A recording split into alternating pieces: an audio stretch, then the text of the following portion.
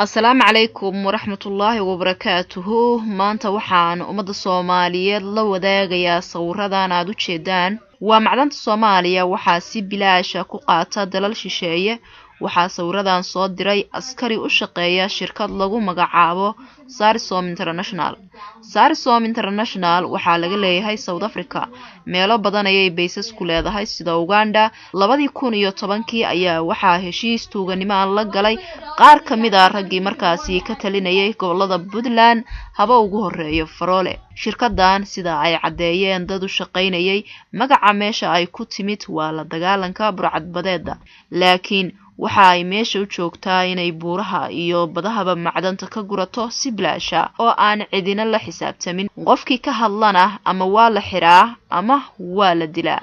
shirkadani waxa ay tababaratay ilaa askar gaadhaysa 3000 oo aan ka amar qaadan Puntland laakiin ka amar qaata shirkadda Sarisom International, taas oo qaabilsan caafimaadkooda iyo mushaarkooda. askarina sidiisaba waxaa xukuma ninka bixiya mushaarkiisa iyo noloshiisa iyo qalabkiisa. haddaba haddii maanta amar lagu siiyo inay ku duulaan ama xukun military ku qabsadaan dalka iyo dadka halkaasi jooga waa awoodi karaan. waa arintii Yemen lagu sameeyay kadib markii ciidan sidan oo kale ah lagu tababaray gudaha dalka Yemen, kuwaas oo aan ka amar qaadan jirin dawladda Yemen, mararka qaar u diidi jiray xitaa madaxweynuhu inuu ka soo dego airportka ilaa markii dambe la gaaray heer la afgambiyo dawladii Yemen.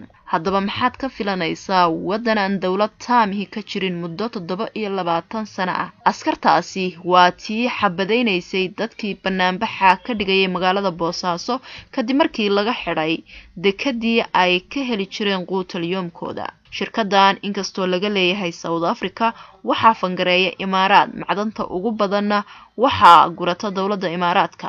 waxa ay fadhiisimo ku leeyihiin deegaamada ku teedsan badda, waxaana xukuma oo korka ka ilaaliya ciidamo ama saraakiil sare oo ka tirsan dawladda Imaaraadka.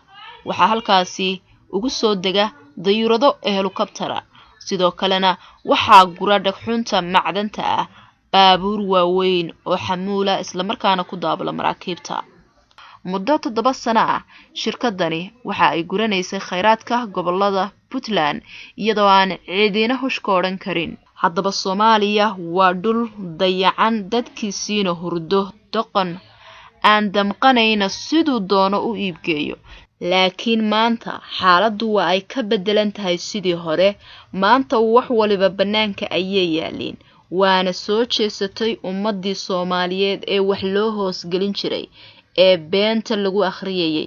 burcadbadeed baa lala dagaalamayaa, al-shabaab baa galgala jooga, dekad baa la idin dhisaya oo caalami la idin ka dhigaya, shidaal baa la idin soo saaraya, ceelal baa la idin qodaya iyo huhaadii beenta ahayd waa dhamaatay, waana iska kin qaban doonaan. danaystow duugaagu waa daldalaad aan dacwo lahayn. ibirda awayniyo ibkiriga joodubatay inay deerisaadaan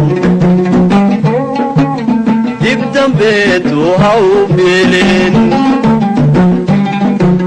samadido dabimba ku dhigan lagu diridano samadido dabimba ku dhigan lagu diridano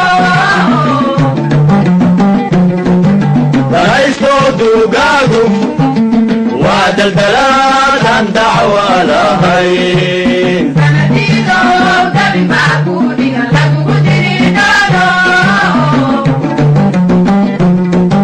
danaysto duugaagu waa daldalaad aan dacwo lahayn. samadido dabimba ku dhigan lagu diridano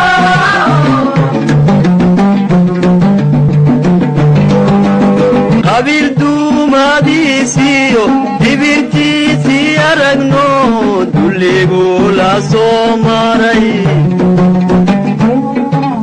dadkeennii ogaayo waa wadno damoola qayrkiinaga dabaalo.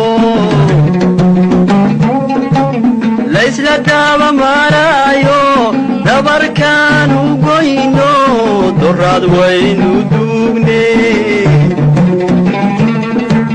war hooyaan dib loo noqon Soomaaliyay dib u dhigashadu horayna diiroode hawsha dayaca